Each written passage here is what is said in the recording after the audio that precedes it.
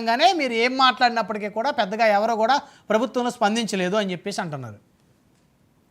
ఒకటండి, ఆయన బాధ్యత కలిగినటువంటి అధికార పక్షానికి మిత్రపక్షంగా ఉన్నారు.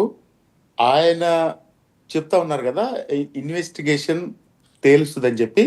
నేను కూడా దానికే ఏకీభవిస్తా. కానీ ఆయన మాట్లాడుతూ ఉన్నారు కదా, పాస్టర్ ప్రవీణ్ కుమార్ గారి హత్య కేసు విషయంలో YSR Congress party minority cell విభాగం వాళ్ళు వచ్చి మాట్లాడారు అంటే, రాజకీయ పార్టీగా మాకున్నటువంటి బాధ్యత, అదేవిధంగా వైఎస్ఆర్ కాంగ్రెస్ పార్టీకి సంబంధించిన మైనార్టీ విభాగం నాయకులు వచ్చి ప్రశ్నించాల్సిన అవసరం మాకుంది. అట్లాగే మీరు నిజంగా, నేను అనేది ఏంటంటే, ఆయన స్పీడ్గా మాట్లాడారు కానీ వివరంగా నేను చెప్తా ఉన్నా, నిజంగా చెప్తా ఉన్నా. ఆ రోజు లీక్లు ఇచ్చారు, మద్యం సేవించి పాస్టర్ గారు చనిపోయారని. అంటే ఇప్పుడు వచ్చి రోడ్ల మీద అరిసేవాళ్ళు అని ఆయన మాట్లాడారు కదా, వాళ్ళు ఎవరండి? క్రిస్టియన్ సోదరులు అందరూ కూడా రోడ్డు మీదకి వచ్చి ప్రశ్నించడం తప్ప అని నేను ఒకటి అడుగుతా ఉన్నా. ఆ పాస్టర్ ప్రవీణ్ గారి హత్య ఎలా జరిగిందో మీరు మొన్న ప్రెస్ మీట్ పెట్టారు. సరే, ఆ వాస్తవాలు ఏంటి అనేది ఇన్వెస్టిగేషన్ లో, ఇంకా ఫర్దర్ ఇన్వెస్టిగేషన్ లో నిగ్గు తేలుస్తారు. అదంతా కూడా ఓకే. అంటే ఇప్పుడు ప్రభుత్వం నిగ్గు తేల్చిన ఇన్వెస్టిగేషన్ నమ్మరా మీరు? బ్రహ్మనాయుడు ప్రభుత్వం ఆల్రెడీ ఇప్పుడు ఎస్పీగా ఐజీ అశోక్ కుమార్ గారు ప్రెస్ మీట్ పెట్టి ఆయన ఎలా చనిపోయారు అనేది చెప్పిన దాన్ని మీరు ఇంకా చాలా ప్రజల్లో ఇంకా చాలా అబ్జెక్షన్స్ ఉన్నాయి. ఇంకా ఉన్నాయా బ్రహ్మనాయుడు గారు? సార్, స్టిల్ ఇంకా అబ్జెక్షన్స్ ఉన్నాయి. కోర్టుకి వెళ్ళిన వాళ్ళు ఉన్నారు. ఇంకా ఫర్దర్ గా కూడా నిజంగా కూడా ఏదైనా జరిగినది బయటికి తీయాలని నేను కోరుకుంటా ఉన్నా. సో సిబిఐ ఎంక్వైరీ కావాలి. డెఫినెట్ గా కూడా సిబిఐ ఎంక్వైరీ చేస్తే ప్రజలకు కూడా నమ్మకం కలుగుద్ది కదా, మీ ప్రభుత్వం మీద కూడా నమ్మకం కలుగుద్ది. అట్లాగే జనసేన నాయకులు వారికి నేను తెలియజేసేది, మీరు మిత్రపక్షంగా ఉన్నారు, తెలుగుదేశం ఈ రోజు ప్రభుత్వంలో మీరున్నారు. అట్లాగే ప్రజలకి చెప్పినటువంటి వాగ్దానాలు కూడా నెరవేర్చే విధంగా చేయండి అని ఒక విన్నపం చేస్తా ఉన్నా. అట్లాగే రెండో విషయం జగన్మోహన్ రెడ్డి గారు ప్రతిపక్ష నాయకుడిగా నాకు ప్రతిపక్ష హోదా ఇవ్వండి. ప్రతి మనిషికి కూడా ఈ దేశంలో అంబేద్కర్ గారు రచించినటువంటి రాజ్యాంగంలో ఫండమెంటల్ రైట్స్ ఉంటాయి సార్. దాన్ని మేము కోరుకుంటాం. అదొక పాయింట్. అట్లాగే తిరుపతి విషయంలో మీరు చెప్తా ఉన్నారు, మీరు ధైర్యంగా చెప్పండి. ఆ గోవులు మీరు ఇన్వెస్టిగేషన్ చేసి ఫస్ట్ ఏమో ఏమి జరగలేదని చెప్పి మీరే చెప్పారు ప్రభుత్వం నుంచి. అట్లాగే శ్యామలరావు గారు గోవులు చనిపోయినాయి అని చెప్పారు.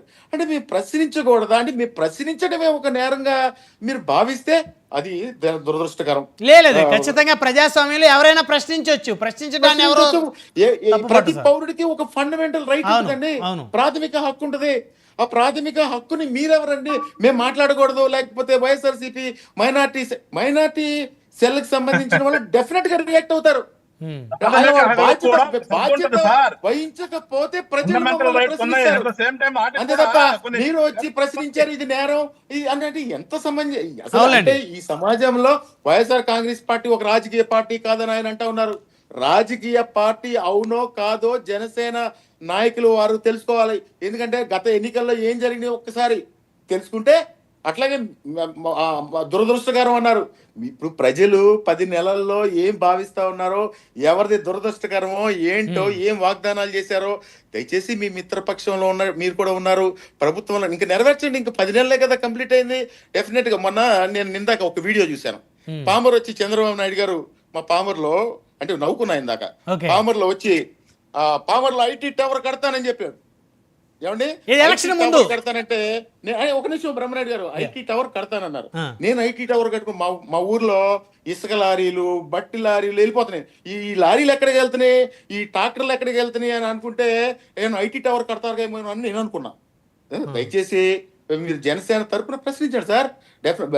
సార్ ప్రజలకి చెప్పిన వాగ్దానాలు నెరవేర్చండి, అంతే తప్ప మేము ప్రతిపక్ష హోదా అడిగే ఉంటూ నేరం అనొద్దు. అది మా ప్రాథమిక హక్కు. ఒక నిమిషం, బ్రహ్మనాయుడు గారు, ప్రవీణ్ కుమార్ గారు హత్యని ప్రశ్నించడం వైఎస్ఆర్సీపీగా మా హక్కు. గోవులు చనిపోతే ప్రశ్నించడం మా హక్కు. అట్లాగే వక్స్ బిల్లు మీద మా యొక్క అభిప్రాయాన్ని తెలియజేయటం మా ప్రాథమిక హక్కు. దాన్ని మీరు నేరంగా పరిగణిస్తే అది చాలా దురదృష్టకరం.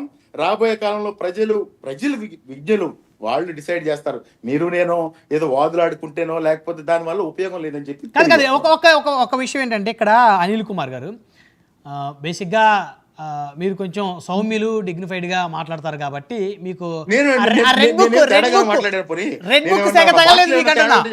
లేదు అనిల్ గారు నేనేమంటున్నానంటే మీరు సౌమ్యులు విఘ్నులు కాబట్టి రెడ్ బుక్ శాఖ మీకు తగలేదు, కానీ చాలా మంది మీ పార్టీ మాజీ శాసనసభ్యులు ఒకటి చెప్తానండి, ఏ పార్టీలోనైనా ఇప్పుడు ఆయన ఇందాక అన్నారు సిట్ ని డైవర్ట్ చేయడం కోసం